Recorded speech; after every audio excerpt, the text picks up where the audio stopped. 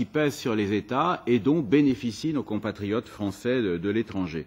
Il y a deux types d'obligations. Il y a d'abord les plus anciennes qui sont des obligations coutumières. Vous savez que la coutume, c'est une source du droit international public, alors que ce n'est pas le cas en droit interne français. Et en l'occurrence, la coutume qui nous intéresse le plus, c'est ce qu'on appelle le standard minimum de garantie. Le standard minimum de garantie, c'est un ensemble de règles qui garantit au profit des étrangers, donc des Français qui vivent à l'étranger, d'une part le respect des droits de l'homme et d'autre part le respect de leurs biens. Alors le respect des droits de l'homme, ça s'est concrétisé en 1966 par la signature de deux pactes de l'ONU. L'un qui concerne les droits civils et politiques et l'autre les droits économiques et sociaux. Et l'idée donc du principe coutumier qui a été précisé par ces deux pactes, eh bien c'est que toute personne qui vit à l'étranger doit bénéficier de ce minimum de droits de l'homme. Alors il s'agit, pour dire vrai, principalement du premier des deux pactes, les droits civils et politiques, car le deuxième pacte a considéré que les pays en voie de développement n'étaient pas en mesure d'assurer les droits économiques et sociaux, et donc le deuxième pacte a reconnu une liberté de dérogation en faveur des pays en voie de développement qui ne sont donc pas tenus d'assurer les droits économiques et sociaux, puisqu'ils ne le peuvent tout simplement pas. Le droit au respect des biens, ça implique en cas d'expropriation particulièrement, eh bien, il faut une indemnisation. Alors évidemment, c'est parfois théorique en pratique, mais les règles du droit international sont celles-là, et ça a été rappelé solennellement par la résolution numéro 1803 de l'Assemblée générale de l'ONU en date du 14 décembre 1962. Et vous voyez que cette date est intéressante parce que 62, c'était la période de décolonisation. Donc ce n'est pas pour rien qu'on s'est efforcé de rappeler cette règle à ce moment-là. Alors, je le répète, le problème du DIP, c'est qu'il s'efforce de bâtir des règles.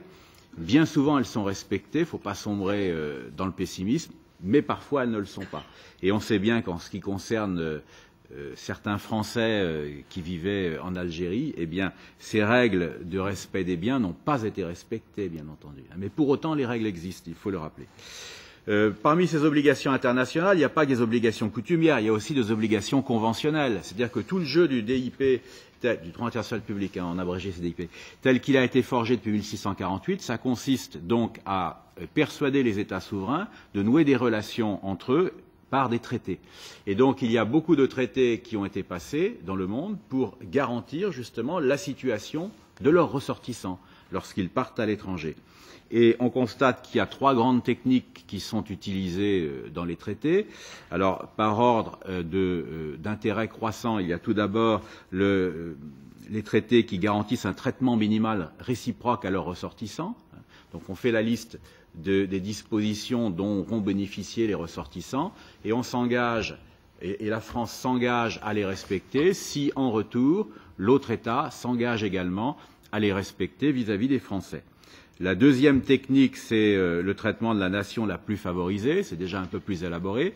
C'est l'idée que chacun des deux États signataires s'engage à faire bénéficier les ressortissants de l'autre du meilleur traitement qui a déjà été consenti à un État tiers.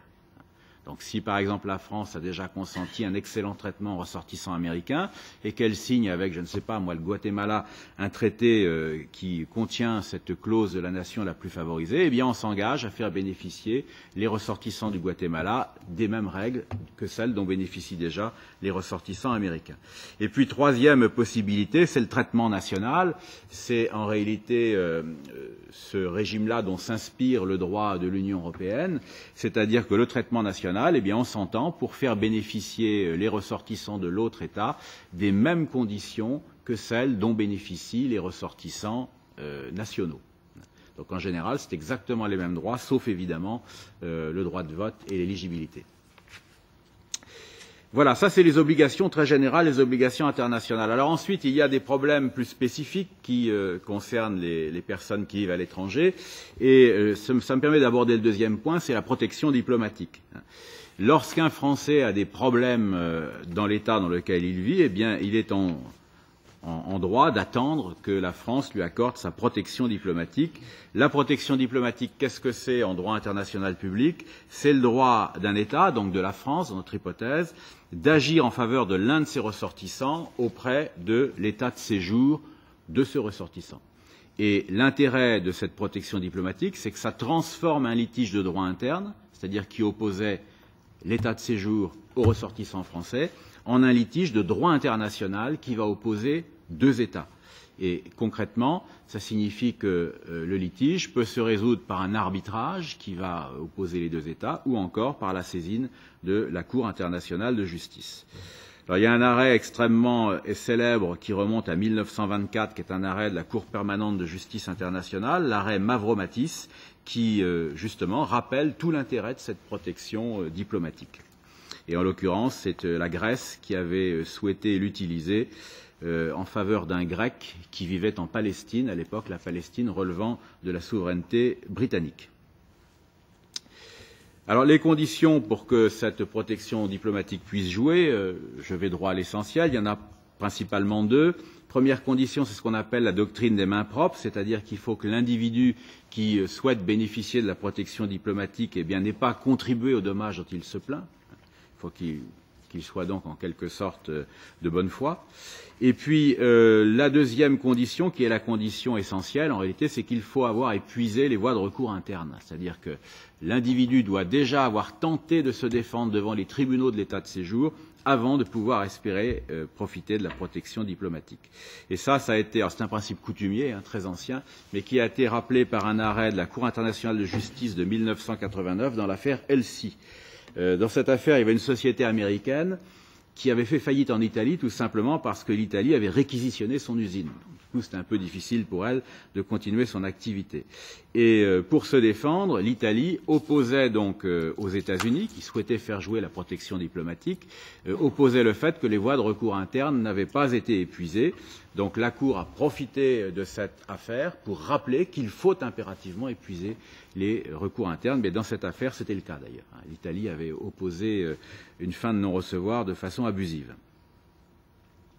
Alors peut-être deux dernières précisions pour vous montrer que cette protection diplomatique est intéressante. Première précision, c'est que la clause Calvo, par laquelle un État renonce à l'avance dans un traité à exercer sa protection diplomatique, est considérée comme nulle et non avenue en droit international. Donc c'est véritablement une prérogative de l'État à laquelle l'État ne peut pas valablement renoncer.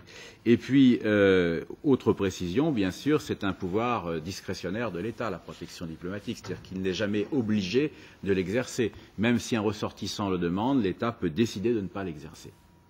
On retrouve toujours ce vieux dogme de la souveraineté de l'État à laquelle ici on est très attaché. Troisième point, la protection consulaire, qu'il ne faut pas confondre avec la protection diplomatique, c'est quelque chose d'un peu plus léger. Ça a été réglementé par une convention de Vienne du 24 avril 1963 et ça permet simplement à un État, donc dans notre hypothèse à la France, de donner une assistance, en général il s'agit d'une assistance juridique, à un de ses ressortissants qui est en difficulté à l'étranger. Donc c'est plus souple et en même temps ça joue beaucoup plus souvent que la protection diplomatique. Je vous donnerai un exemple dans quelques minutes à la fin de mon intervention. Alors le grand arrêt de la Cour qui a rappelé l'importance de cette protection consulaire, c'est un arrêt qui a fait grand bruit, un arrêt de la Cour internationale de justice de 2001, l'affaire Lagrand.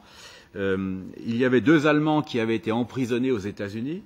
Bon, ils avaient véritablement commis des forfaits, mais enfin, pour que les États-Unis puissent faire jouer, pour que l'Allemagne puisse faire jouer sa protection aux États-Unis, eh bien, il aurait fallu que les États-Unis l'informent qu'une procédure avait été diligentée contre ces deux Allemands. Et en réalité, ils ont été condamnés à mort et exécutés avant que l'Allemagne ait pu dire ouf, puisque les États-Unis ont oublié de prévenir l'Allemagne. Donc, l'arrêt condamne les États-Unis au motif qu'ils ont violé les règles élémentaires de la protection consulaire.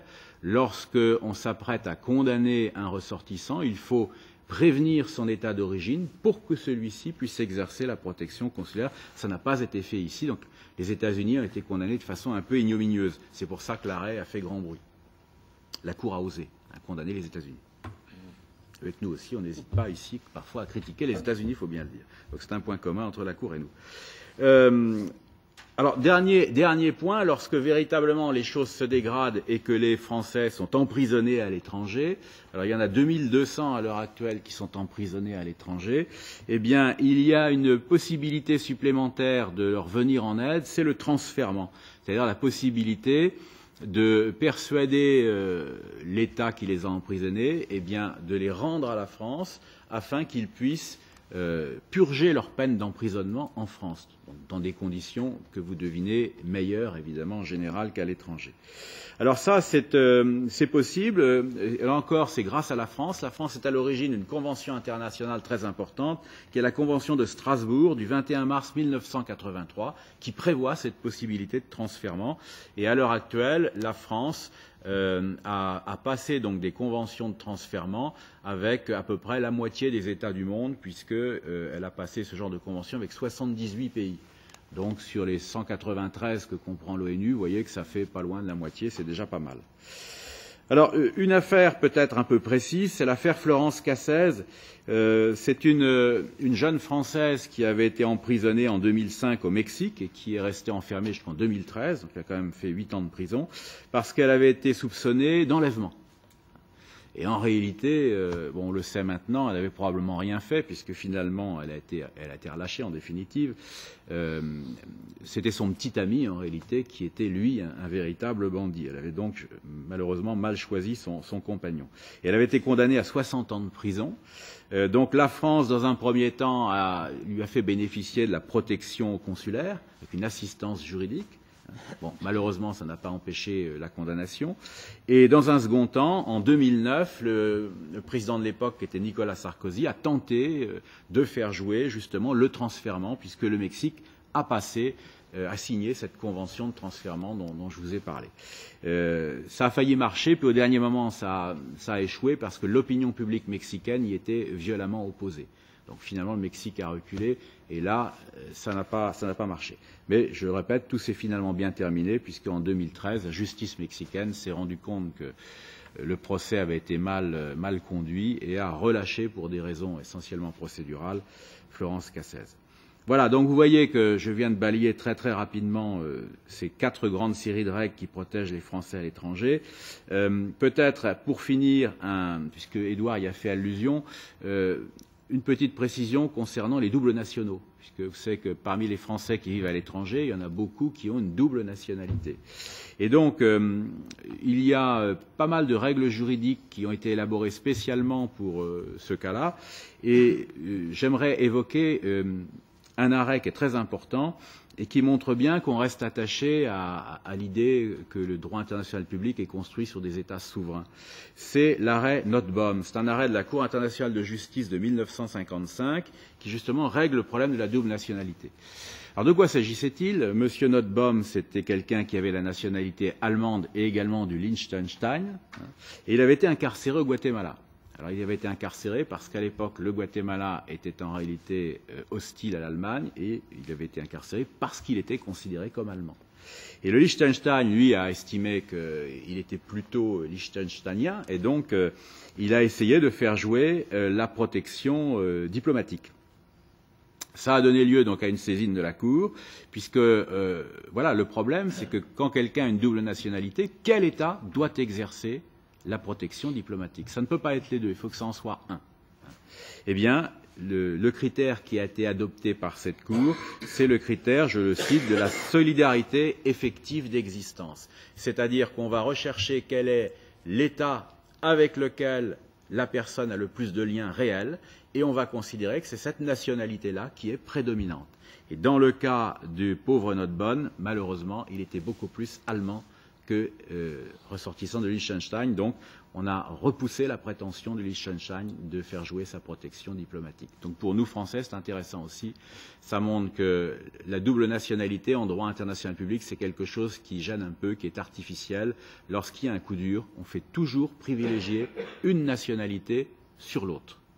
Donc, ça montre bien que nous sommes dans le vrai, nous qui défendons un droit basé sur la nationalité, c'est aussi toujours la tendance du droit international public tel que nous l'avons forgé en 1648. Je vous remercie.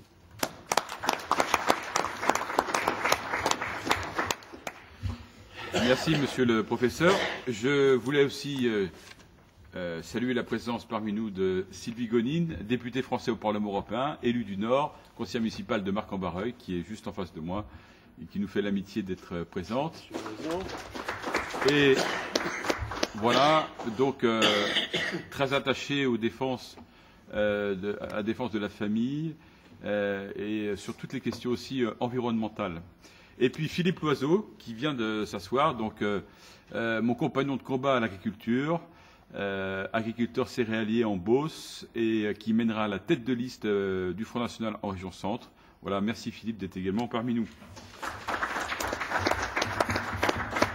Alors je vous propose, mes amis, qu'on reste un petit peu maintenant dans les questions de droit et on va parler des élections.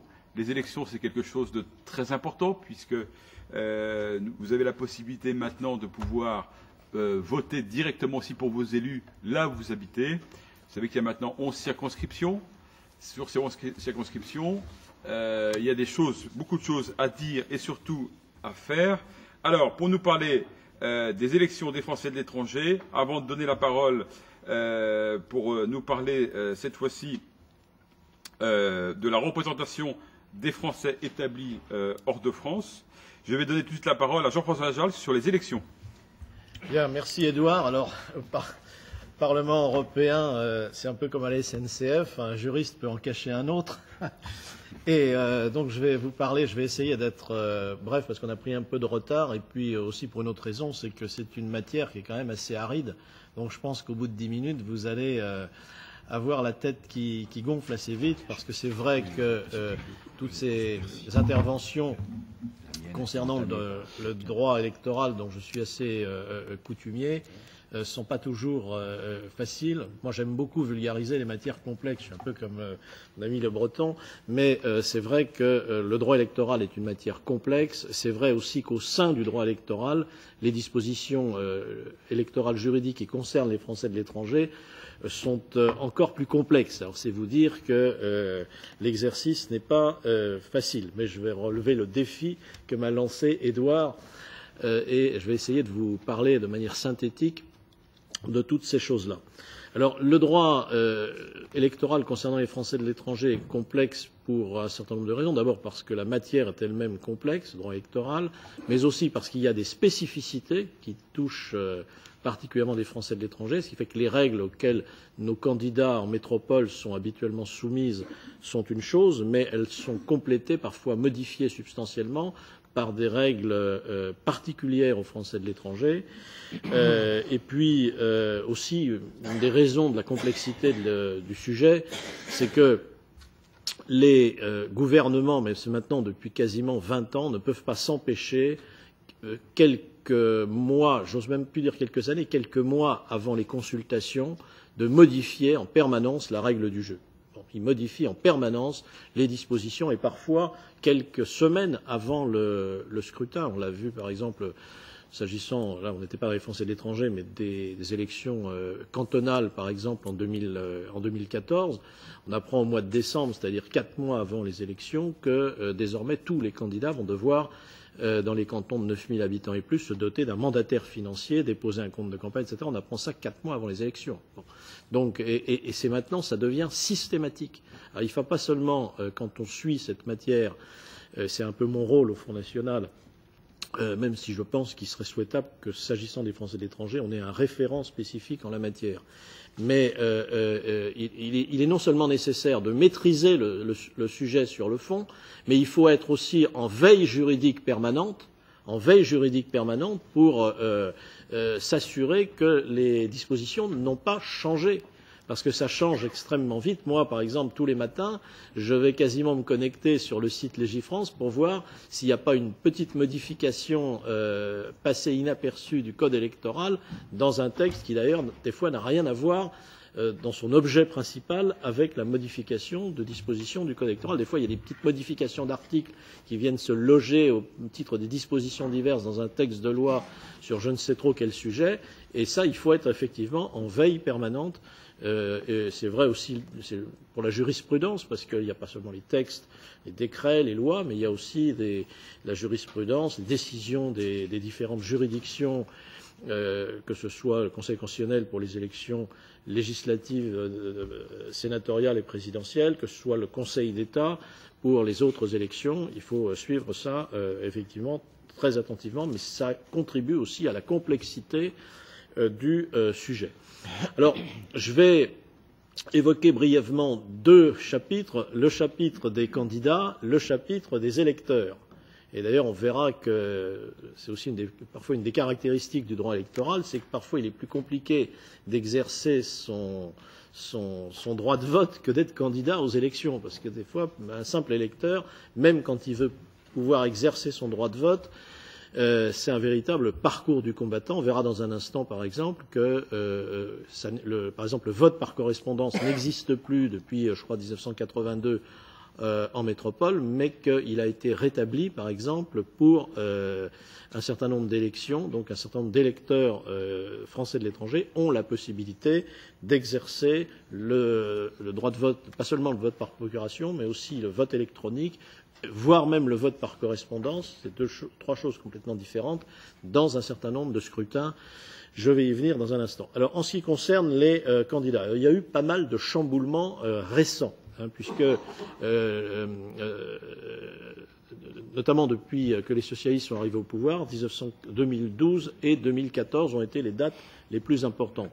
Alors le premier chamboulement, bon, au départ, il y avait, ça date je crois de 1948, il y avait un Conseil supérieur des Français de l'étranger, qui comprenait, je crois, 155 représentants. C'était un petit peu le petit Parlement des Français de l'étranger, en quelque sorte.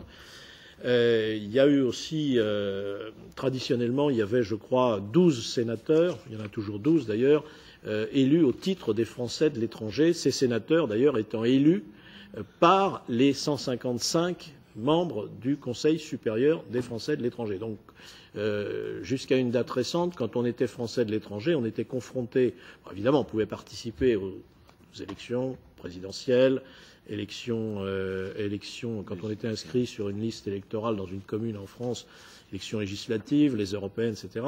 Mais il y avait deux élections spécifiques, effectivement. C'était l'élection au Conseil supérieur des Français de l'étranger, donc possibilité d'envoyer 150 personnes à ce Conseil, et puis élection aussi, évidemment, des 12 sénateurs des Français de l'étranger par le Conseil supérieur des Français de l'étranger. Donc le dispositif a été complètement changé à partir de 2012 avec une amplification considérable en 2014. Donc en 2012, on a considéré qu'il était, et ça d'ailleurs c'est pas les socialistes, c'est Sarkozy, il faut être honnête, qui avait en 2012 souhaité que désormais les Français de l'étranger puissent avoir aussi des députés qui les représentent. Donc il y a aujourd'hui 11 députés qui représentent les Français de l'étranger. C'est le cas depuis les élections législatives de 2012.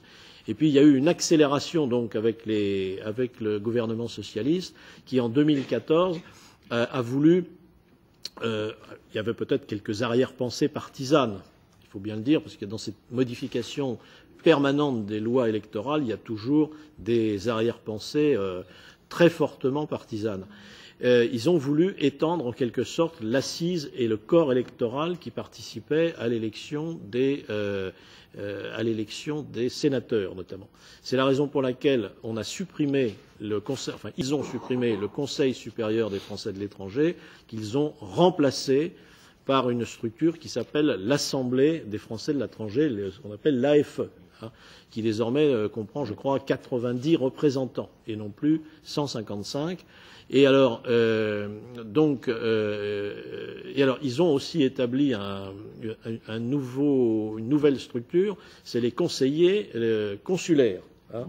Parce que maintenant, il y a 443 conseillers consulaires. Et c'est d'ailleurs au sein de ces conseillers consulaires que sont choisis les 90 représentants qui vont siéger à l'Assemblée des Français de l'étranger. Vous voyez comme tout ça est simple. Bon.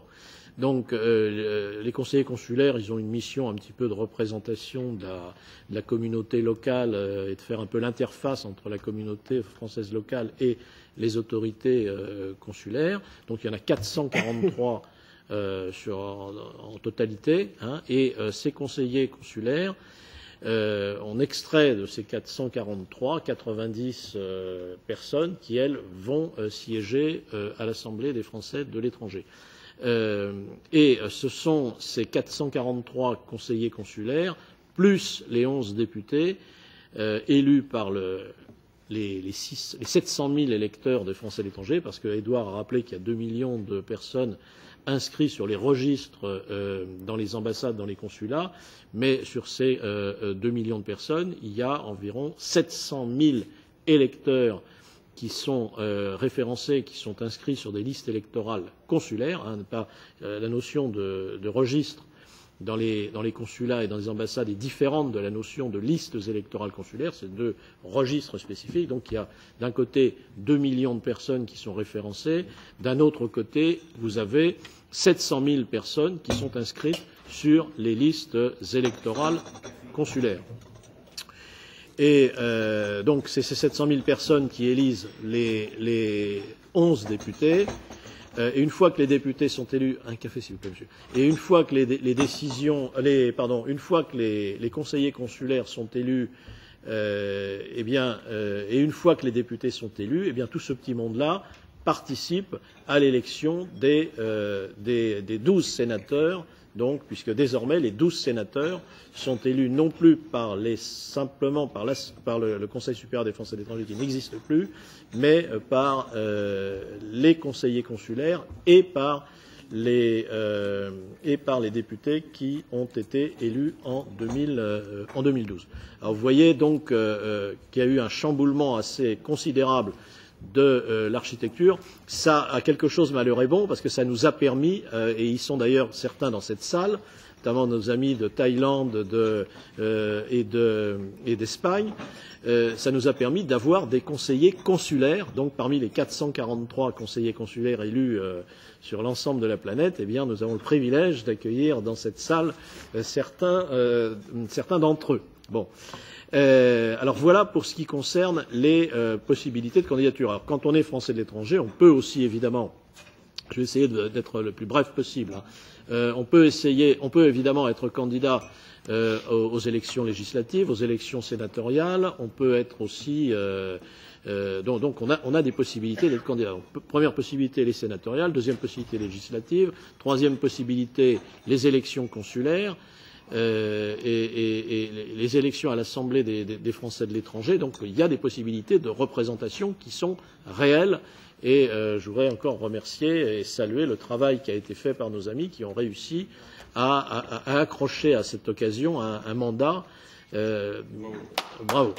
Bravo à eux, parce que ça n'était pas facile. Et c'est d'autant plus remarquable que c'est vrai, là on peut battre notre coupe, le siège n'a pas toujours été en mesure de leur apporter le soutien qu'ils auraient mérité, parce qu'effectivement on n'a pas encore on s'est pas encore totalement doté de la logistique suffisante qui permettrait de les appuyer efficacement. Alors ça, c'est le volet candidat. En ce qui concerne le volet électeur, alors là, il y a aussi des dispositions qu'il convient de maîtriser et de rappeler, parce que c'est pas non plus toujours simple d'exercer son droit de vote quand on est un Français de l'étranger et quand on veut donc participer à telle ou telle consultation. C'est pas facile parce que d'abord, ce qu'il faut savoir, c'est que quand on est inscrit au registre des Français de l'étranger, donc dans les petits papiers des ambassades ou des consulats, on est automatiquement inscrit comme, c'est à condition évidemment de remplir la condition d'âge, mais automatiquement inscrit comme électeur sur les listes électorales. Automatiquement. Et ça, c'est important parce que ça a un certain nombre d'implications. Parce qu'à partir du moment où vous ne demandez pas, parce que si vous ne souhaitez pas être inscrit sur les listes électorales dans les consulats et pour les raisons que je vais vous expliquer, il va falloir que vous remplissiez un formulaire CERFA spécifique. Il va falloir que vous fassiez une démarche positive pour ne pas figurer sur les listes électorales. Alors pourquoi ne pas figurer sur les listes électorales dans les consulats, par exemple? Pour une raison très simple, c'est qu'à partir du moment où vous êtes inscrit sur une liste électorale à l'étranger, eh bien, vous ne pouvez plus exercer votre droit de vote dans un certain nombre de consultations.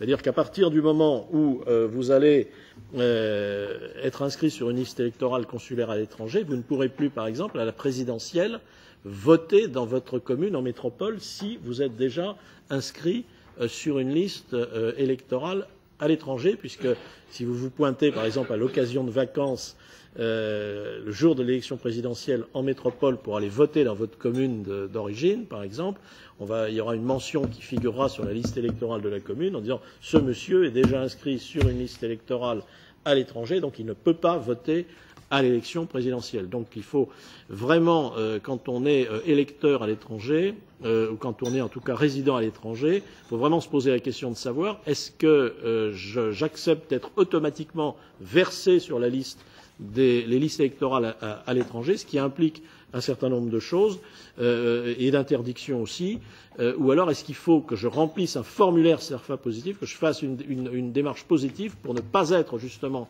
inscrit sur ces listes électorales, de telle sorte que je puisse éventuellement voter en métropole, soit en me déplaçant personnellement dans le bureau de vote, soit en faisant jouer la possibilité du vote par procuration, parce que quand on a une attache en métropole, on peut aussi soit voter physiquement, soit exercer son droit de vote par procuration. Alors, quand on est donc on a en fait un double choix. Si vous choisissez l'option en tant qu'électeur, je vote en France. Vous pourrez voter à toutes les élections, sauf à une élection, c'est celle des conseillers communautaires. Là, si vous voulez participer au vote de conseil communautaire, vous êtes obligé de choisir l'option je reste inscrit sur une liste électorale à l'étranger. Consulaire, j'ai fait un lapsus. Par contre, vous voyez, comme tout ça est simple, même moi je finis par me prendre les pieds dans le tapis.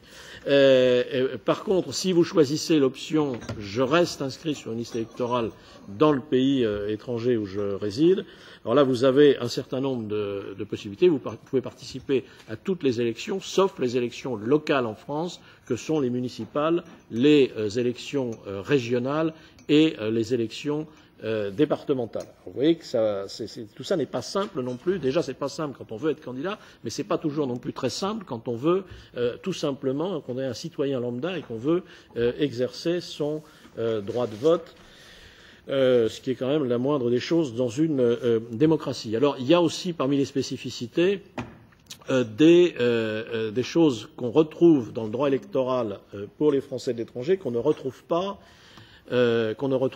en métropole. Il y a par exemple le vote par correspondance qui est possible, le vote électronique qui est possible pour l'élection des conseillers consulaires. On peut voter par électronique, alors que le vote par électronique en France pour les élections en métropole n'est pas autorisé, si vous voulez.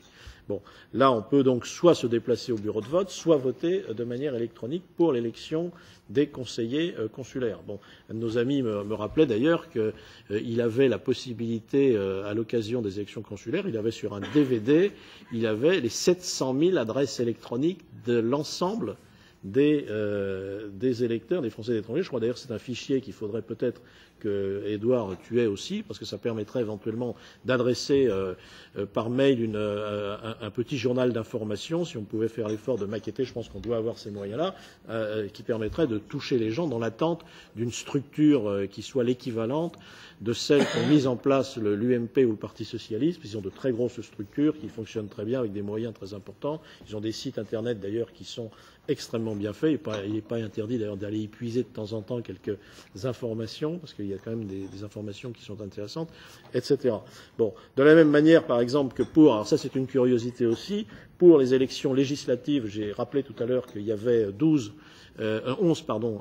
députés qui étaient élus au titre des Français de l'étranger. Eh bien, pour les élections législatives, il n'y a pas seulement la possibilité d'aller voter physiquement dans le bureau de vote, soit au consulat si on a choisi cette option, soit en métropole si on a choisi de se rattacher à la commune d'origine ou de l'ancienne résidence ou la commune de naissance.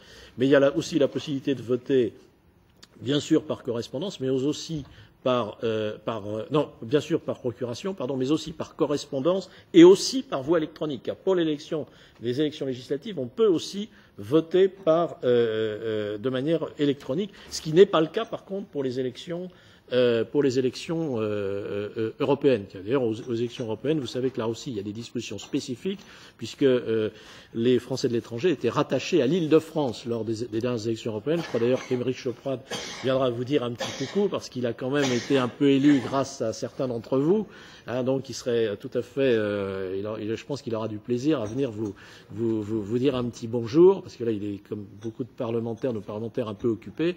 Mais je pense que ce serait effectivement, je pense que ça fera plaisir aux uns et aux autres, parce qu'en Île-de-France, aux européennes, quasiment les Français de l'étranger, je dis 700 000 électeurs, ça représente un 9e département de l'Île-de-France. Vous voyez, et il y a un certain nombre comme ça de dispositions spécifiques. Alors, je ne vais pas évidemment vous submerger. Vous voyez, je suis déjà très prise de tête avec toutes ces dispositions. C'est pas moi qui en suis à l'origine, c'est les pouvoirs publics qui ont élaboré toutes ces règles.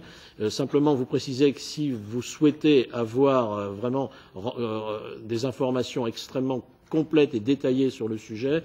Bon, dans la perspective de ce colloque, j'avais refait une petite note de synthèse que j'avais remis à notre ami Constantini, qui est le collaborateur donc d'Édouard. Et à ce moment-là, vous laisserez, ou à lui ou à monsieur, ou enfin à un de ces deux attachés, vous laisserez vos coordonnées mail. Je crois qu'on les a d'ailleurs toutes, mais de telle sorte qu'on puisse vous envoyer cette note. Comme ça, ce sera une bonne note de synthèse, parce que je ne veux pas non plus trop rentrer dans les détails, commenter chaque paragraphe de cette note, parce que sinon, ça va nous emmener trop loin. Merci en tout cas de votre attention.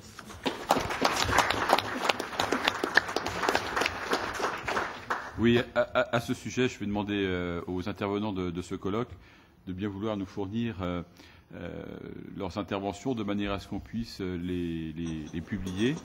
Je salue l'arrivée parmi nous du secrétaire général du Front National, député français au Parlement européen, et qui sera candidat pour le Front National sur la fusion des régions Haute et Basse-Normandie. Il interviendra notamment sur les sujets les Français dans l'Union européenne, chose très importante, notamment dans les perspectives électorales. Alors on finit sur les élections. On finit sur les élections et je donne la parole tout de suite à Éric Minet, conseiller consulaire Front National Thaïlande-Birmanie, qui va s'entretenir avec nous sur la représentation des Français établis hors de France. Ok. Bien, bonjour à tous.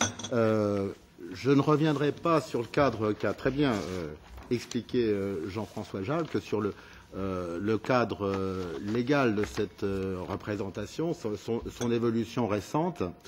Et je vais essayer d'en tirer un petit peu des perspectives au vu de un peu plus d'un an de mandat dans ma circonscription, donc qui est la Thaïlande-Birmanie, mais au-delà qui peut, je pense, servir d'exemple pour un cadre plus général.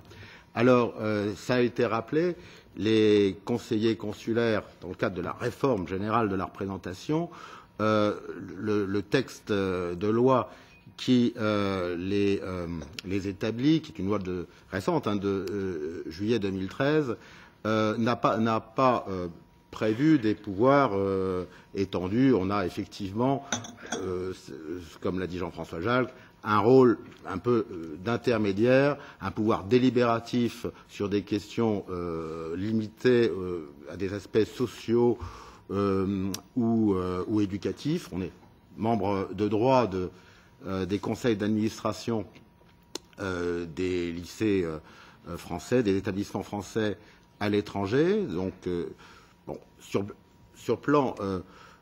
ces plans-là, c'est un rôle quand même en pratique très, très symbolique, puisque ces dossiers sont généralement, enfin quasiment toujours préparés par les conseillers de l'ambassade eux-mêmes, et puis on donne un avis, on a un droit de vote là-dessus. Alors on a le rôle politique qui là est quand même intéressant, là aussi ça a été rappelé, puisqu'on vote pour l'élection des sénateurs qui sont maintenant élus pour 6 ans et renouvelés tous les 3 ans. La prochaine élection aura lieu logiquement en septembre 2017.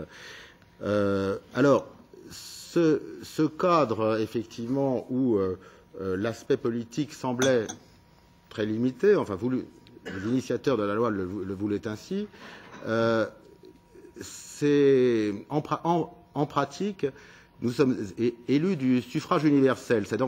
Ça donne donc direct.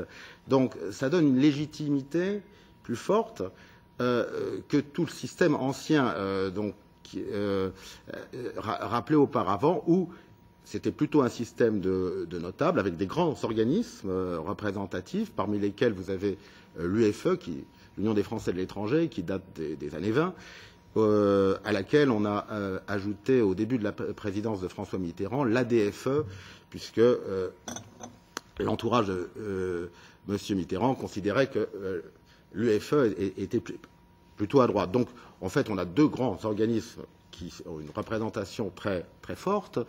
Organisme privé. Organisme privé, absolument.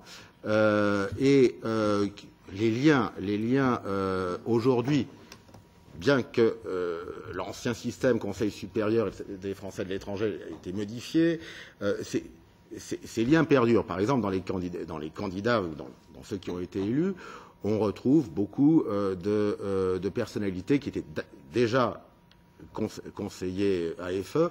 À l'époque, ils étaient un petit peu plus nombreux et donc étaient élus par l'UFE, la DFE, mais aussi les associations représentatives de professeurs. Et on y adjoignait des personnalités qualifiées, donc qui, elles, étaient désignées par le ministre. Et d'ailleurs, l'AFE était présidée par le ministre des Affaires étrangères. Alors tout cela, ça fonctionne effectivement un petit peu différemment. Les 90 conseillers AFE sont élus, certes au sein des conseillers consulaires, mais un détail, sur des listes, sur un scrutin de liste à la proportionnelle, où il faut pouvoir présenter sur des circonscriptions moyennes une dizaine de candidats, donc ça exclut toutes les petites formations. Quant aux indépendants, ils doivent se regrouper pour pouvoir avoir des élus AFE. Alors c'est le premier point d'ailleurs de ce contexte un petit peu ancien, c'est la présence en nombre d'élus indépendants.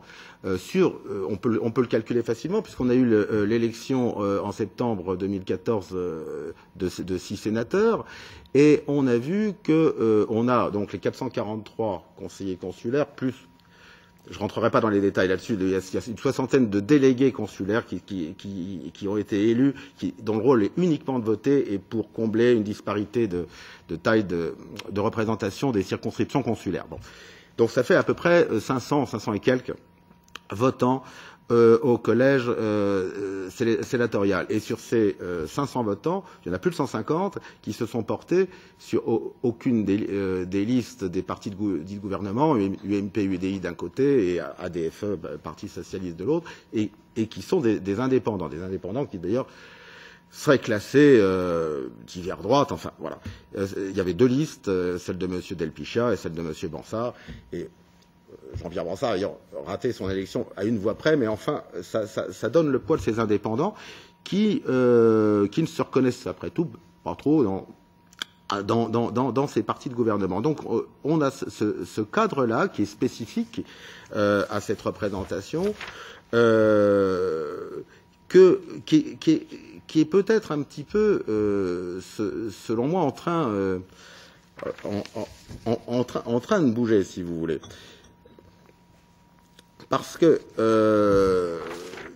ça entraînait, ça a été rappelé, une distorsion de l'électorat par rapport à la représentation, une très faible participation générale. La participation est de l'ordre de 10 à 20%, bon, c'est peu, mais parce que aussi ça paraît comme un club d'initiés, hein, quelque part, jusqu'à présent, jusqu'aux dernières élections consulaires et encore sous la restriction que je vous donnais. Là, on voit que dès qu'il y a un enjeu politique, on l'a vu avec la réélection de notre ami Alain Gérard, Georges Samaran. Là, au Paraguay, son élection avait été annulée et rebelote un peu plus d'un an après. Et là, on passe d'une participation classique de, je ne sais pas, au Paraguay, peut-être 15-17%, à plus de 40% de participation.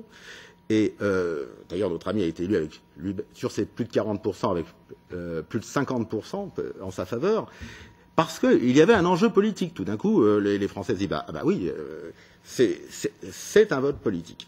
Et dès que c'est un vote politique, ça change absolument le cadre. C'est pour ça qu'il ne faut pas se laisser, selon moi, impressionner par le fait que sur 443 conseillers, on en soit une poignée liée à d'autres formations politiques. Hein. C'est pour moi sans grande importance, parce que on a en ce moment, on est de fait en contact, on a un rôle aussi de représentation, et donc on est de fait au contact par l'intermédiaire des ambassades, des ministres qui se déplacent, mais, ou des élus, mais aussi plus généralement des électeurs, des représentants. Dès qu'il y a une manifestation un petit peu importante, je parlais par exemple à l'ASEAN, on a un rôle symbolique. Au forum de l'ASEAN qui a eu lieu à Bangkok en novembre 2014, Philippe Varin, qui était l'envoyé du ministre Laurent Fabius, était donc présent. C'était organisé par les conseillers du commerce extérieur et l'ambassade conjointement, cette manifestation. Et sachant qu'il y avait un élu du Front National, il s'est empressé de venir lui parler pour expliquer que c'était bien embêtant en Thaïlande, depuis le changement de gouvernement du 22 mai 2014 aussi, il n'avait plus d'interlocuteur, et donc bon, il pensait qu'un élu du Front National était peut-être plus proche des militaires aujourd'hui en Thaïlande. Mais ça dénote quand même la contradiction et une certaine schizophrénie de la diplomatie française, qui d'un côté demande à ses représentants en Thaïlande de ne pas parler avec les dirigeants thaïlandais, et qui de l'autre côté est bien embêté puisque on essaie de leur vendre des trains à grande vitesse, on a d'autres projets dans le domaine du caoutchouc ou autre. Bon, et on n'a plus d'interlocuteurs. Donc quelque part, on s'intègre, on a un petit rôle symbolique, mais on s'intègre aussi avec cette mécanique. Et il y a de l'autre côté aussi la pression des électeurs, que ce soit, je dirais, des représentants liés à l'ancienne UMP ou des indépendants. Ils voient bien que le climat général change, et donc ils viennent vers nous, ils parlent. Bon, ma circonscription de Thaïlande-Birmanie dépend de la 11e circonscription législative, donc où est élu Thierry Mariani. Nous avons très récemment d'ailleurs fait une proposition conjointe avec le représentant de l'UFE au Laos, l'Union des Français de l'étranger, qui est aussi le représentant des Républicains. Donc, nous avons fait une proposition conjointe, plutôt technique, à Édouard Ferrand, qui est ici, et à Thierry Mariani, pour la création d'un statut des entreprises françaises, des entreprises créées par des Français à l'étranger, parce que cela n'existe pas. Vous avez soit les entreprises françaises à l'étranger, mais donc ce sont des grands groupes qui vont avoir des bureaux de représentation, mais si vous, en tant qu'individu, vous créez une entreprise même importante, vous ressortez du droit local. Donc la proposition est toute simple, c'est que ces entreprises soient reconnues en tant qu'entreprises françaises. Bon. Mais au-delà de la spécificité de cette proposition, ça veut dire que nous travaillons, nous sommes sollicités par des gens qui sont engagés, soit indépendants, soit dans d'autres partis, pour travailler avec eux. Moi, je suis invité par l'UFE de Phuket, ou bon, il n'y a pas chez les Français de l'étranger la même barrière, si on peut dire, qu'en France métropolitaine, parce qu'il y a déjà une solidarité ancienne des Français qui vont à l'étranger, et puis une communauté un petit peu d'idées de pensée. les Français de l'étranger ont toujours eu un secrétariat d'État, un ministère parfois, qui s'occupe d'eux. Et là, bon, ils ont peut-être quelques raisons, et quelles que soient, je dirais, leurs inclinations politiques, de s'étonner. L'actuel secrétariat les Français de l'étranger sont liés au commerce extérieur et à la promotion du tourisme. Avant, ils étaient associés à la francophonie, au moins, puisque, bon, ils participent du rayonnement de la France à l'étranger. Maintenant, ils sont à l'étiage de la marchandise, promotion du tourisme, commerce extérieur. Bon, et après un bref passage de M. Thévenoud, connu pour ses phobies, nous avons eu la désignation, nous avons actuellement M. Fekl, qui est donc le secrétaire d'État en charge des Français de l'étranger. Et M. Fekl est connu son seul fait d'armes, si je puis dire, c'est d'avoir rendu, je crois en 2013, au gouvernement un rapport pour une meilleure intégration des étrangers en France. Comment ouvrir davantage les titres de séjour. Alors, évidemment, nos compatriotes peuvent s'étonner parce que eux qui n'ont aucune prestation au motif qu'ils ne résident pas sur le territoire, on nomme quelqu'un qui va en plus défendre les étrangers en France et pas les Français à l'étranger. Donc ça dépasse. C'est vrai que c'est peut-être notre discours, mais ça dépasse notre formation politique. Et nous avons donc une audience de plus en plus grande, selon moi, dans ces instances. Enfin, il y a le contexte général. Et les Français de l'étranger voient ce qui se passe dans les pays hôtes.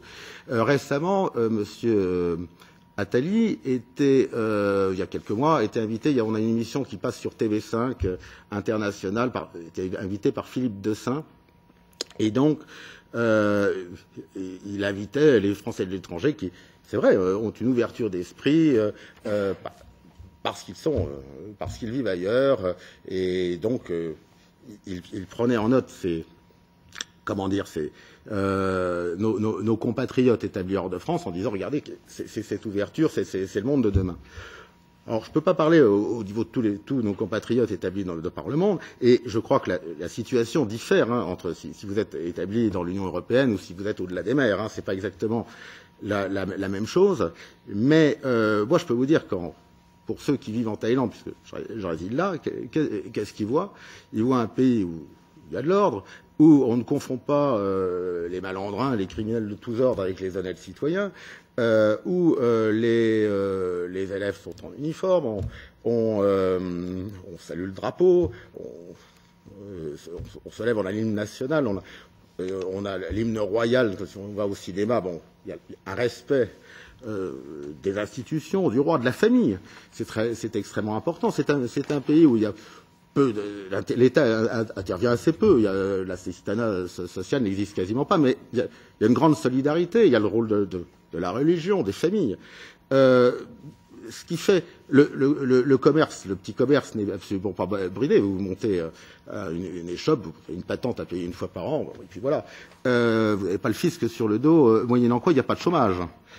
Et donc vous avez un cadre général. Les Français de l'étranger le voient et comparent. Alors, je dirais que, pour conclure, que aussi bien cet aspect comparatif par rapport au délitement qu'ils voient en France et le fait qu'ils sont traités, il y a 2 poids 2 mesures entre eux-mêmes qui vivent à l'étranger et le traitement des Français en France, fait que on a une proportion vers nous. Et la représentation des Français de l'étranger, elle va évoluer sur un scrutin. C'est celui qui arrive en 2017. C'est l'élection présidentielle. C'est ce scrutin-là qui va déterminer tout le reste. Et c'est, nous l'espérons, l'élection de Marine Le Pen. Voilà. Je vous remercie.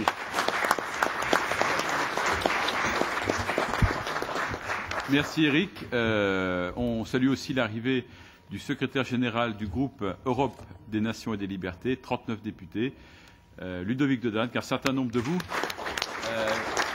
connaissent déjà. Voilà. Alors, le continent européen est un continent où nous avons beaucoup de Français établis. Et sur ce sujet, je donne donc la parole à notre député français au Parlement européen, Nicolas Bay.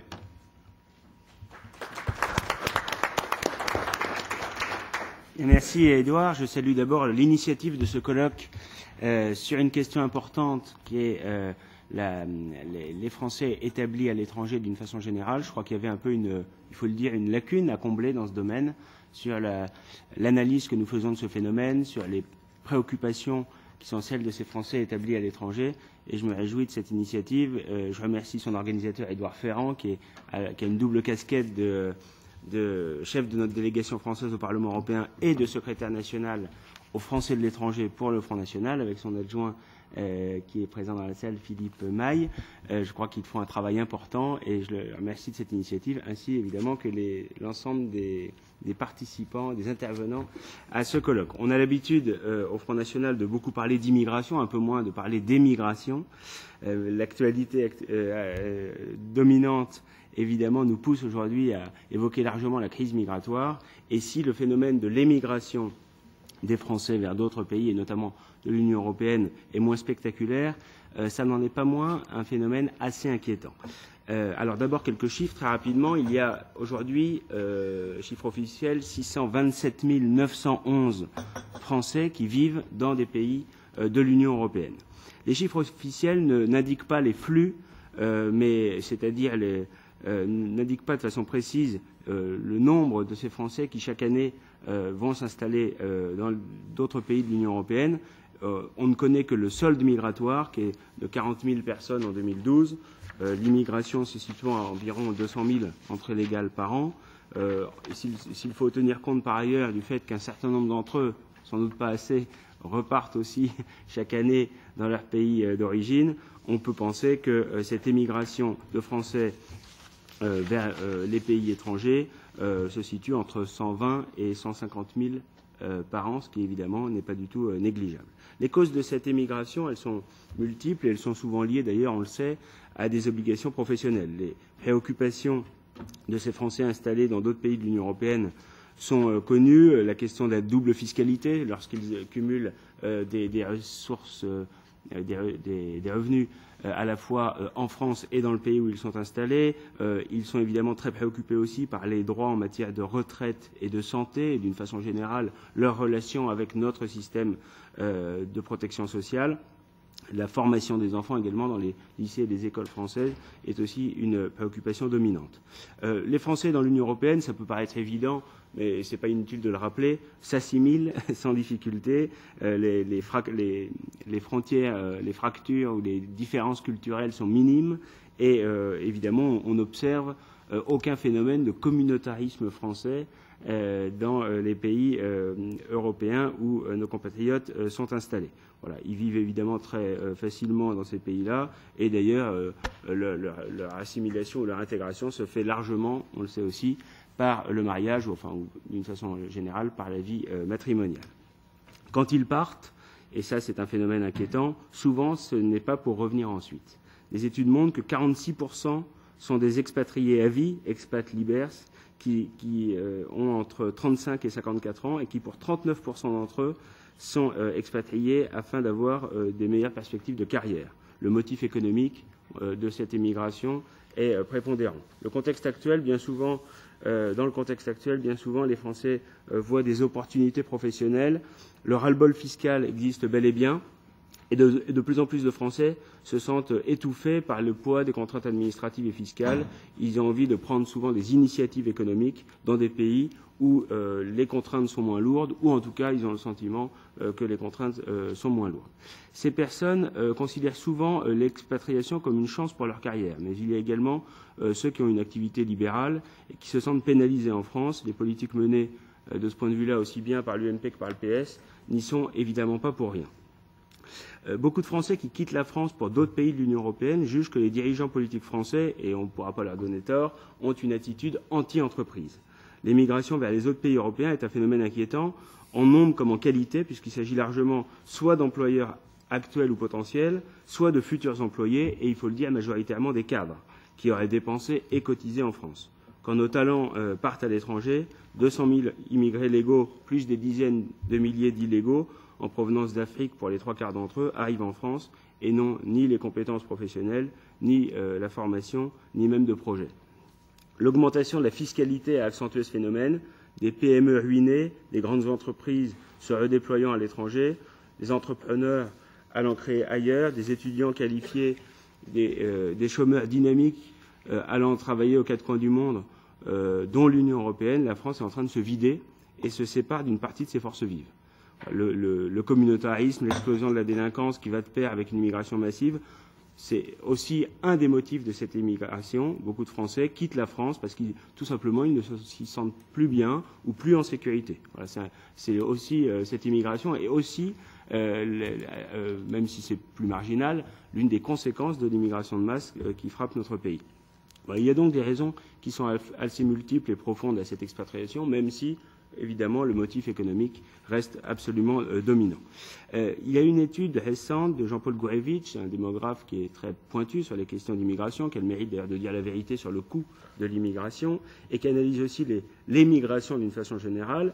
Il a publié aux contribuables associés une étude intitulée « Expatriation des Français, motivation, préférence et coût pour l'État », et il conclut de façon très méthodique, très scientifique, que le coût annuel de cette émigration vers d'autres pays de l'Union européenne est d'environ 10 milliards d'euros par an.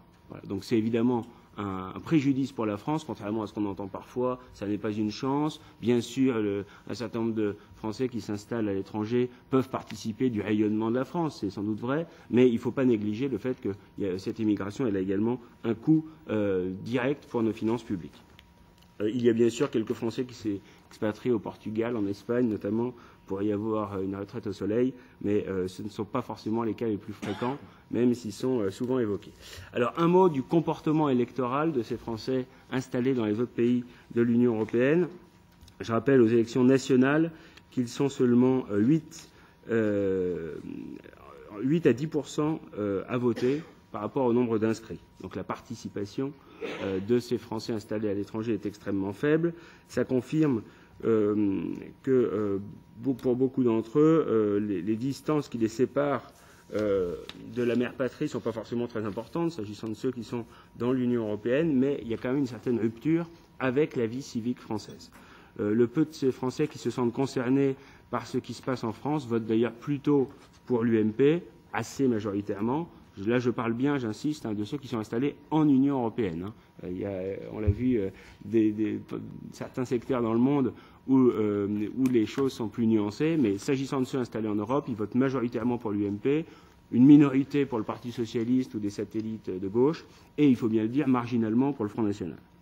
Voilà. Cette abstention massive est une menace pour la pérennité du droit de vote des expatriés et de leur représentation institutionnelle. Aux législatives de juin 2012, alors que les Français de l'étranger avaient pour la première fois la possibilité de désigner leurs propres représentants à l'Assemblée nationale, les députés représentant les Français de l'étranger, il y a seulement un électeur sur 5 qui a participé au scrutin. Pour les élections à l'Assemblée des Français de l'étranger, l'abstention s'établit aussi autour de 80%. Donc la représentativité et la crédibilité des élus sont évidemment assez sérieusement atteintes par ce déficit de participation. Alors on pourrait avoir une conception assez cynique des choses, considérer que puisqu'ils votent extrêmement mal pour le Front national, c'est pas plus mal qu'ils soient peu nombreux à voter, mais au-delà de cet aspect de pur opportunisme électoral, il y a évidemment une petite inquiétude à voir ces Français, nos compatriotes installés en Union européenne, qui se désintéressent finalement de la vie civique, qui ne se sentent sans doute pas suffisamment investis dans la communauté nationale pour voter, alors que par ailleurs, et ça a dû être évoqué, on leur a mis en place un certain nombre de dispositifs assez simples qui leur permettent aujourd'hui de voter dans des conditions matérielles largement simplifiées. La fuite de Français, force vive de la nation à l'étranger, cessera à condition de créer un environnement entrepreneurial encourageant parce que, encore une fois, les motivations de ces expatriations sont d'abord économiques. Les perspectives économiques étant sombres, le risque que le nombre d'expatriations progresse est fort. Les vagues de départ de citoyens au cours de l'histoire ont été finalement assez rares pour la France et on connaît bien une situation assez inédite depuis 2 décennies. Voilà. Il y a eu des phénomènes d'émigration de la France vers d'autres pays au long de l'histoire, mais c'est resté un phénomène assez marginal. Ça n'est plus le cas aujourd'hui, et ça, c'est un phénomène récent. Et puis, évidemment, il y a la question aussi du profil de ces expatriés. Les départs concernent essentiellement des jeunes. En 2011, 37% avaient moins de 30 ans, et des diplômés, 40% des meilleurs chercheurs français, je le rappelle, officient, là, ce n'est pas de l'expatriation européenne, aux États-Unis. Donc, ces expatriations, elles renforcent nos concurrents européens, particulièrement la zone anglo-saxonne, Royaume-Uni et États-Unis dans le trio de tête, ce qui fragilise la France dans la compétition internationale de l'innovation et de la création de la richesse, en particulier pour les biens à forte valeur ajoutée. Ce phénomène n'est malheureusement pas prêt de s'inverser.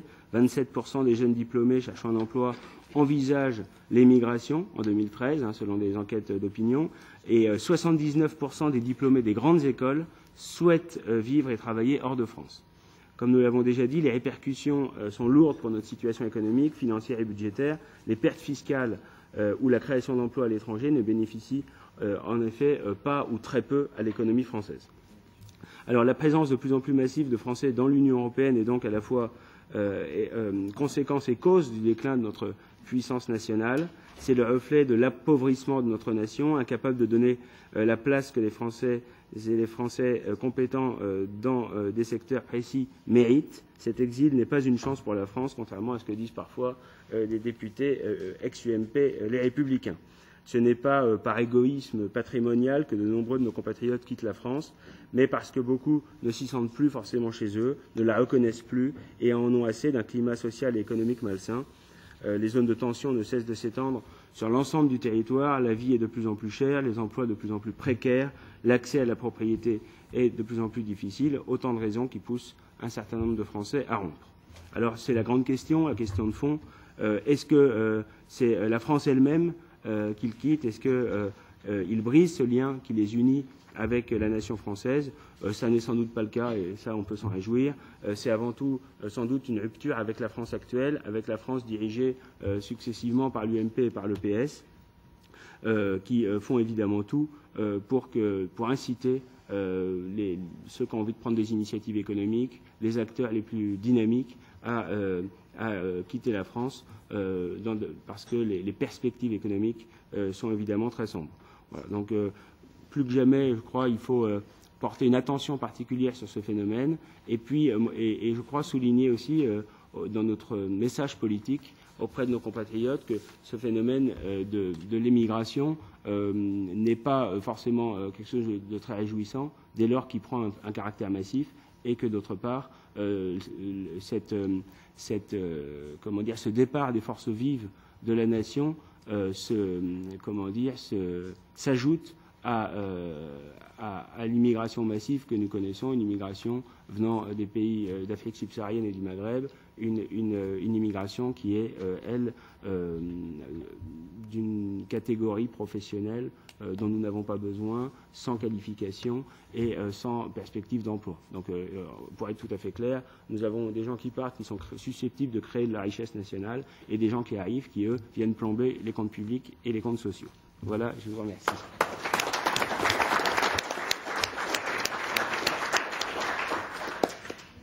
Alors, mon cher Nicolas, merci.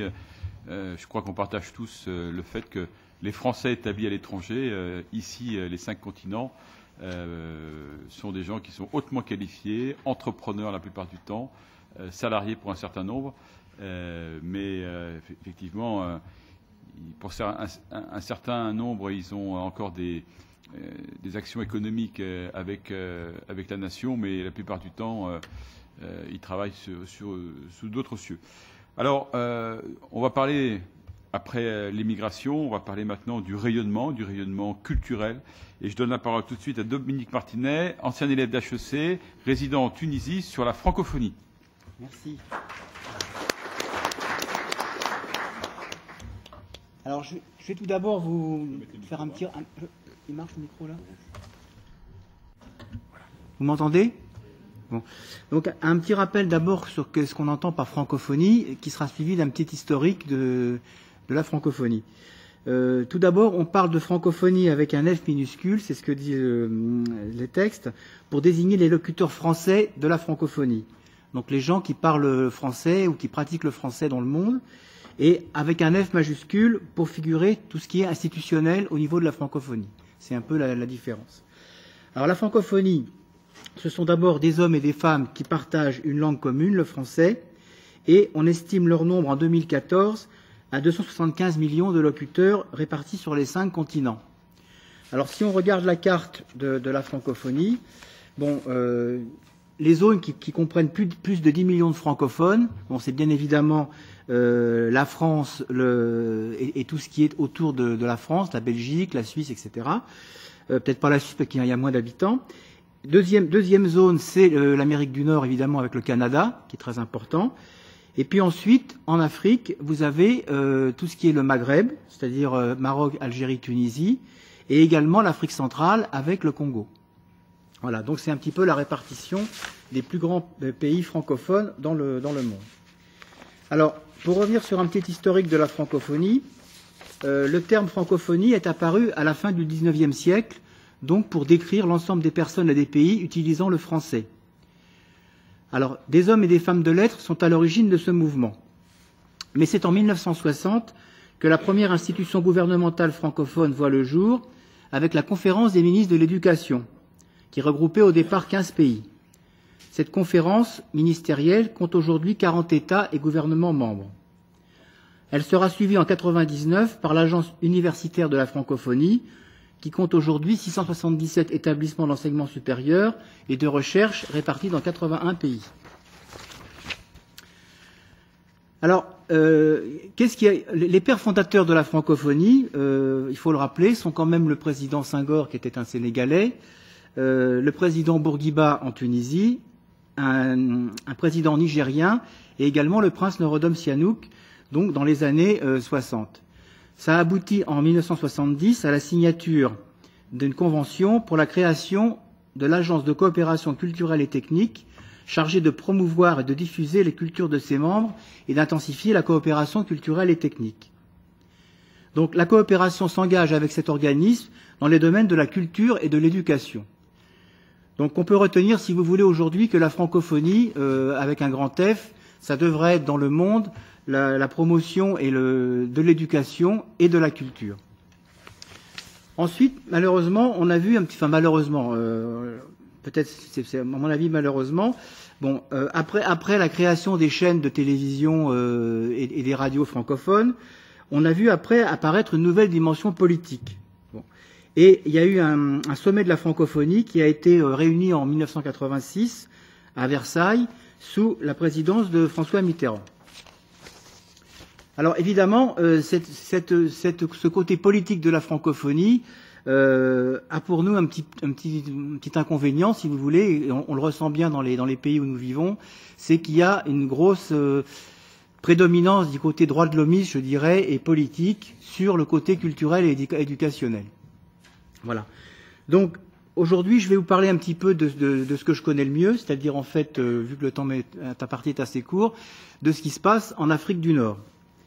Alors, moi, je suis résident en Tunisie et je travaille également en Algérie, donc je connais assez bien ces deux pays. Pour vous donner l'exemple de la Tunisie, il existe à Tunis 2 grands lycées français qui sont le lycée Gustave Flaubert et le lycée Mendès France. Ces 2 lycées comptent à peu près 2000 élèves chacun. Et dans ces lycées, il y a de moins en moins de Français parce qu'effectivement, les gens ont tendance à fuir ces pays actuellement, surtout les familles. Mais ce qui est plutôt intéressant pour la francophonie, c'est qu'on a quand même beaucoup d'étudiants locaux. Hein. Donc, je crois que les inconvénients et les avantages se balancent quand même. Et il y a également à Tunis une médiathèque qui s'appelle la médiathèque Charles de Gaulle, qui est un genre de maison de la culture, un grand espace dans lequel on organise des manifestations. Mais ce que je voudrais dire surtout, c'est que lorsqu'on voit l'action des consulats et des ambassades dans ces pays, on trouve relativement peu de choses qui ont à voir avec ce qu'on peut appeler la culture française et l'éducation. Je m'explique. Par exemple, si vous prenez les Italiens ou les Allemands, on monte un tas d'opérations, des opéras, des pièces de théâtre ou des conférences sur la culture de leurs pays respectifs. Lorsqu'on regarde ce que fait l'ambassade de France en Tunisie, c'est surtout des conférences très politiques, sur des écrivains qui sont assez peu connus, des gens qui viennent, on ne sait pas trop d'où.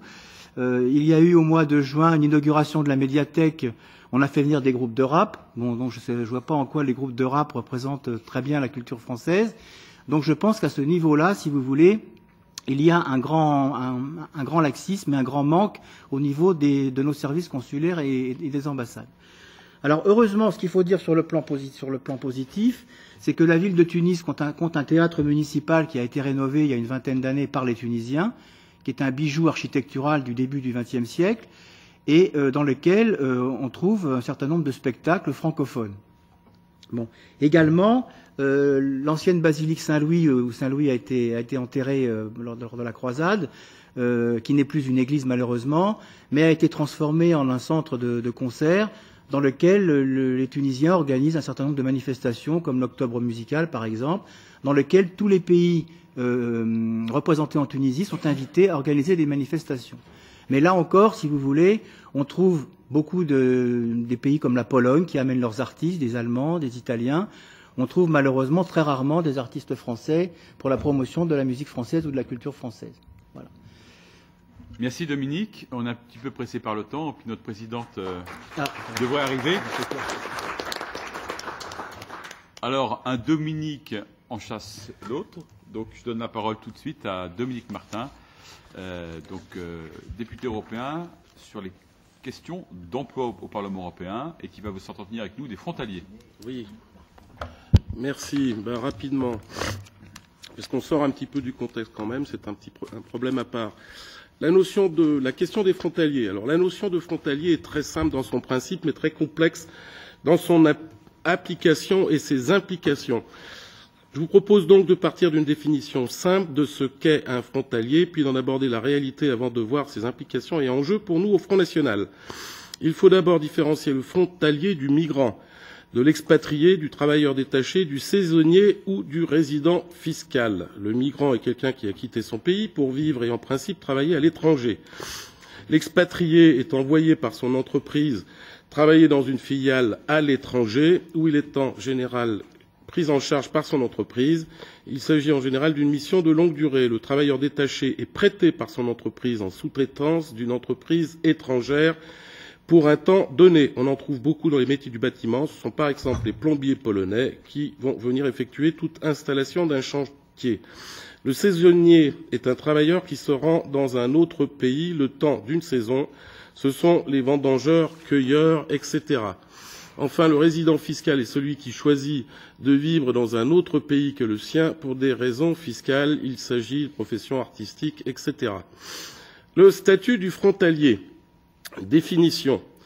Le frontalier, lui, est donc en quelque sorte un migrant quotidien. La définition officielle en a été donnée par le Parlement, numéro 1408-71 du Conseil, le 14 juin 71, qui dit « Le terme travailleur frontalier désigne tout travailleur salarié ou non salarié qui exerce son activité professionnelle sur le territoire d'un État membre et réside sur le territoire d'un autre État membre où il retourne en principe chaque jour au moins une fois par semaine. Cependant, le travailleur frontalier qui est détaché par l'entreprise dont il relève normalement ou qui effectue une prestation de service sur le territoire du même État membre ou d'un autre État membre conserve la qualité de travailleur frontalier pendant une durée n'excédant pas 4 mois. On voit donc, excusez-moi d'aller si vite, on voit donc que ce statut a été défini pour des questions de sécurité sociale. Ce n'est pas du tout ce qui vous concerne, mais c'est un point qu'on m'a demandé de développer. Il coordonne les régimes de sécurité sociale des États membres de l'espace économique européen en matière d'assurance maladie, maternité, de prestations sociales, d'assurance contre les accidents du travail et maladies professionnelles, d'invalidité, d'assurance chômage et d'assurance vieillesse. C'est évident que ces pauvres travailleurs frontaliers, il faut qu'ils soient assurés. Il ne règle aucune difficulté autre. Il concerne des travailleurs et implique une notion de régularité dans le déplacement. Le Français qui va chaque jour acheter ses cigarettes en Belgique n'est donc pas considéré comme un frontalier puisqu'il n'y a pas de notion de travail. En revanche, le citoyen suisse qui travaille en Suisse et choisit d'habiter en France pour bénéficier d'un coût de vie moindre est considéré comme travailleur frontalier. Ça, vous l'ignoriez peut-être. Quelques chiffres. Il est difficile de trouver des chiffres fiables,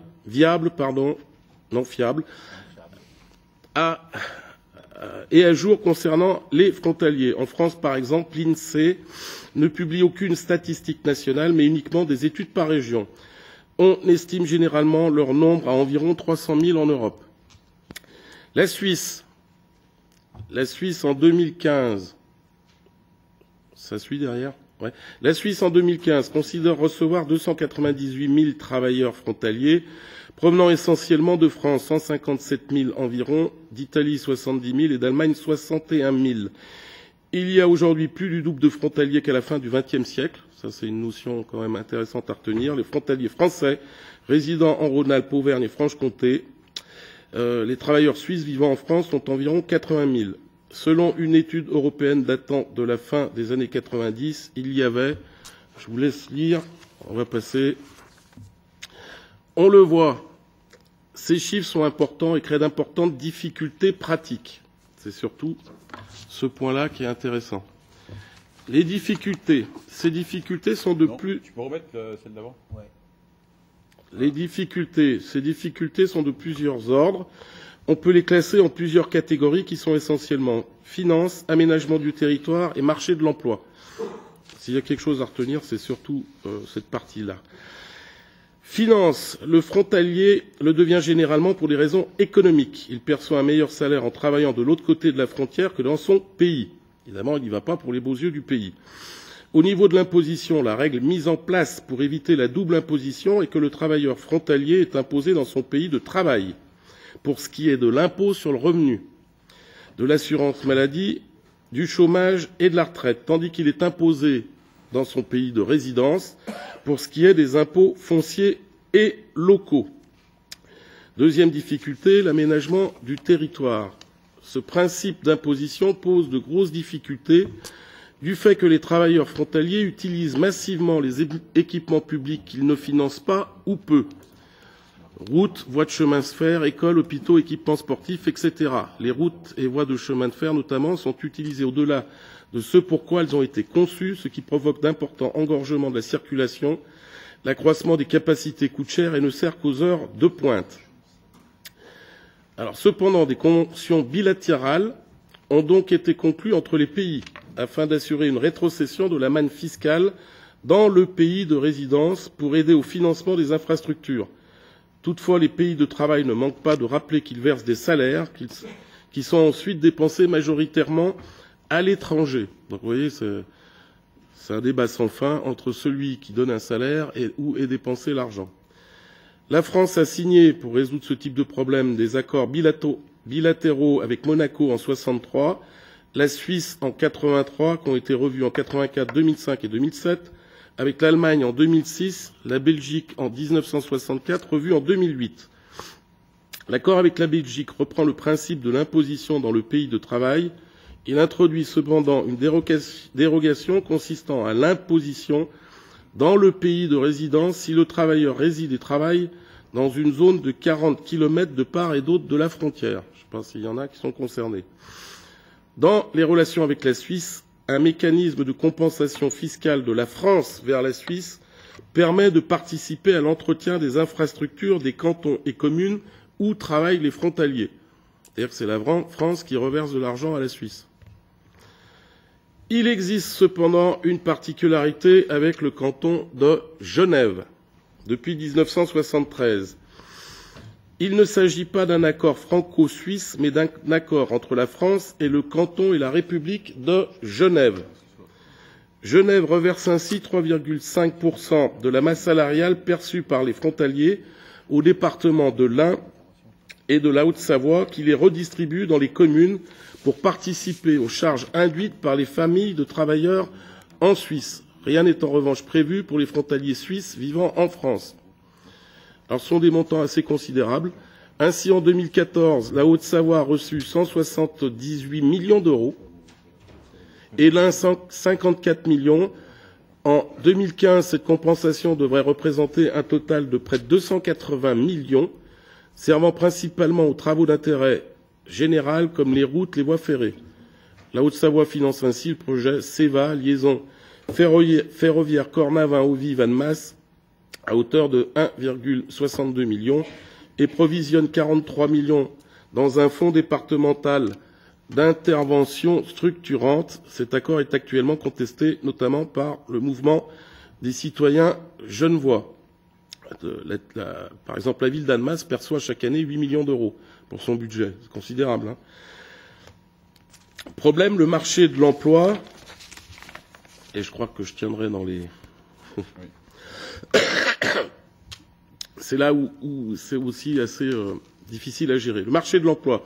Le différentiel de salaire entre le pays de travail et le pays de résidence produit un double effet. À titre indicatif, le SMIC en Suisse, c'est de 3 000 euros. Il y avait même eu un référendum pour le montrer à 4 000 euros, ils ont refusé. Et les chauffeurs des bus de la ville de Genève gagnent 7 100 euros net par mois hors prime. Donc vous voyez que les Savoyards et Hauts-Savoyards ont envie d'aller en Suisse. Donc il y a un double effet. Dans le pays d'accueil, alors là on arrive au phénomène migratoire dont nous parlait Nicolas tout à l'heure, la tentation est grande pour les employeurs de proposer des salaires inférieurs aux salaires normaux. Les frontaliers se rendant alors coupables de dumping social. Les frontaliers accaparent alors les emplois dont les nationaux ne veulent pas parce qu'ils sont sous-payés. Dans le même temps, cela augmente mécaniquement le taux de chômage des nationaux. Les nationaux craignent également, ça donc c'est les Suisses qui râlent, les nationaux suisses craignent également un effet de copinage avéré, qui consisterait pour un frontalier occupant un poste de recrutement et ressources humaines à préférer embaucher des compatriotes aux dépens des nationaux. Donc le phénomène UDC en Suisse, leur problème, ce n'est pas le Maghreb, c'est les Français. Voilà, mes chers amis, je vous demande d'accueillir la présidente du groupe Europe des Nations et des Libertés.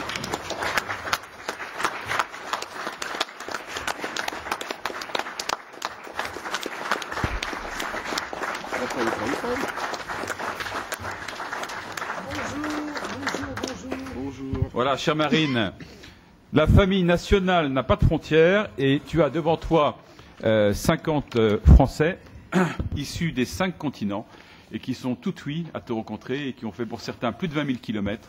Et nous sommes ravis que tu puisses conclure notre colloque sur les Français de l'étranger. Bien, mesdames et messieurs, mes chers amis, je suis particulièrement sensible à l'effort qui a été le vôtre de venir nous voir jusqu'ici.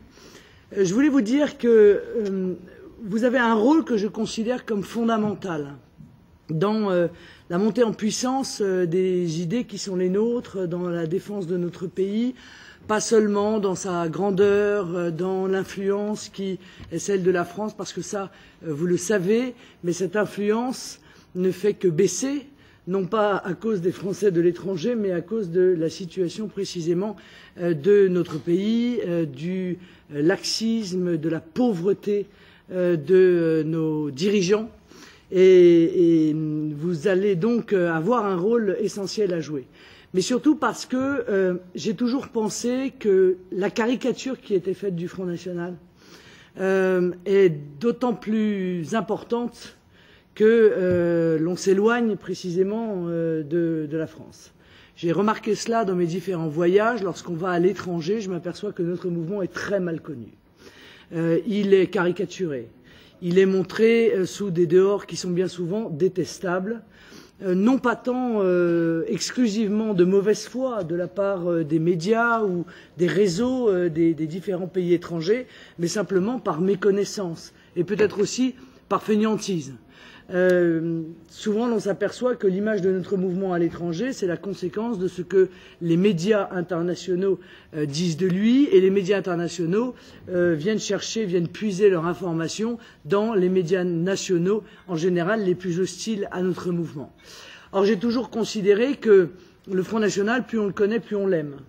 Et c'est la raison pour laquelle, d'ailleurs, j'ai impulsé au niveau national cette grande aventure de l'implantation locale, parce que je pense que quand on rencontre quelqu'un du Front National, on ne peut plus du tout avoir la même vision que celle que l'on avait avant d'en avoir rencontré un.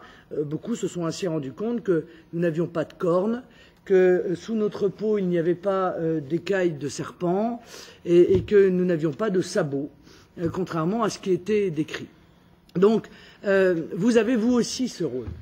Le rôle précisément de non seulement être les fédérateurs des Français qui sont dans vos pays respectifs et qui vivent à l'étranger, mais aussi un rôle de vérité à l'égard des différents réseaux d'influence, des différents médias. Vous avez la lourde responsabilité de montrer le Front National tel qu'il est, car, vous savez, on dit souvent nul n'est prophète en son pays, et c'est vrai, nul n'est prophète en son pays. Et par conséquent, bien souvent, la vision que l'on a de nous à l'international a une certaine influence sur une partie de nos propres compatriotes.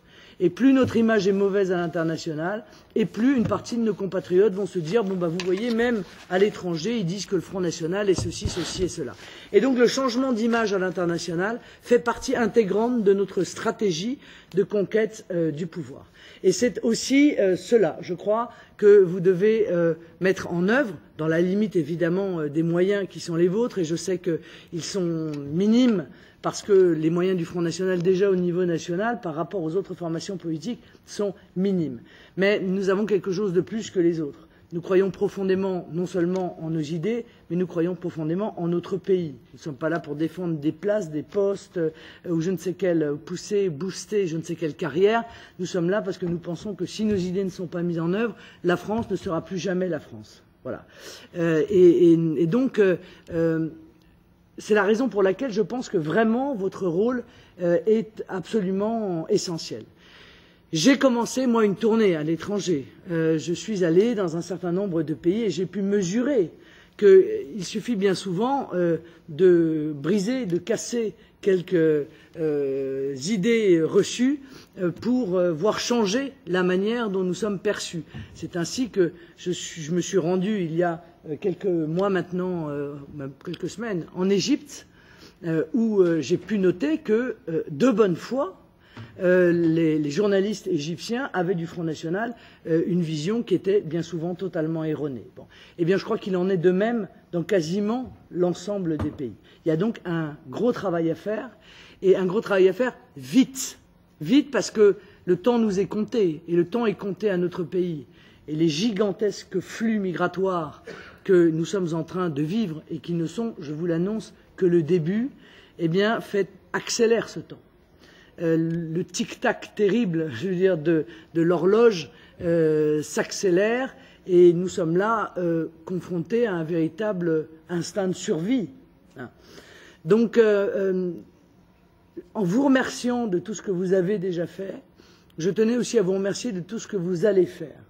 Sachez que nous vous donnerons le maximum de ce qui est possible pour pouvoir mener à bien cette mission, que nous savons encore une fois difficile, mais je crois que les Français de l'étranger ont été totalement, jusqu'à présent, désorganisés au Front National.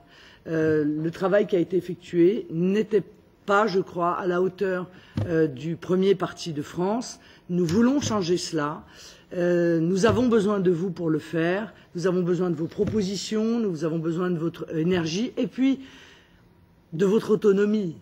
Parce qu'il est évident que nous n'allons pas pouvoir intervenir dans chacun de vos pays, vous imaginez bien, d'abord parce que nous les connaissons bien moins que vous, et que nous n'en avons pas matériellement la capacité. Donc vous devez être plus autonome que ne le sont l'ensemble, par exemple, des secrétaires départementaux nationaux qui peuvent avoir un contact physique facile et direct avec le centre névralgique c'est-à-dire le siège national, en fait.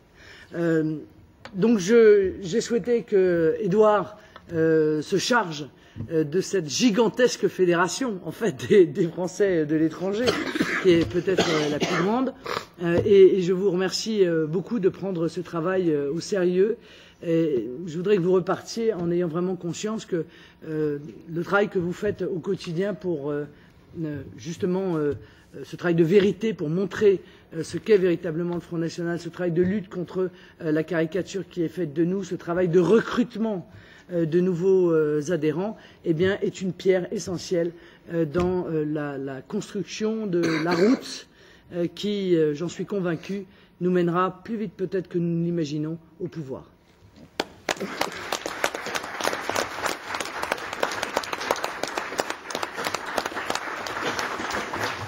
Voilà, ben je crois que de Washington à Moscou et de Oslo à Tunis, eh bien, vous avez pu également écouter la bonne parole de notre présidente qui fait énormément aujourd'hui pour le continent européen, la principale adversaire d'Angela Merkel. Et je peux vous dire que derrière elle, ça dégage. Hein. Merci encore à Ludovic Dedanne, notre secrétaire général, qui a été la cheville ouvrière de la constitution de ce groupe, 8 nationalités, 39 députés. Et je crois que si nous avons une reconnaissance nationale et maintenant une puissance européenne, c'est aussi grâce à lui. Et j'ai une très bonne nouvelle à vous annoncer puisque il se propose, avant que nous allions déjeuner au buffet qui vous sera offert, il se propose que vous restiez, que vous assistiez à la réunion justement du groupe Europe des Nations et des Libertés. Merci Ludovic.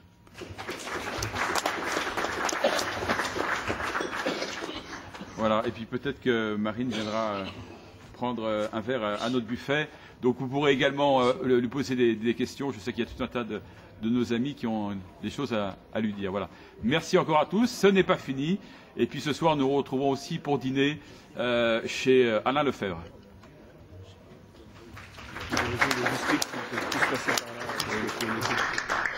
Oui. Alors, simplement, de coutume, les députés de notre groupe se mettent devant. Si vous pouviez aller un petit peu sur votre droite, de manière à ce qu'on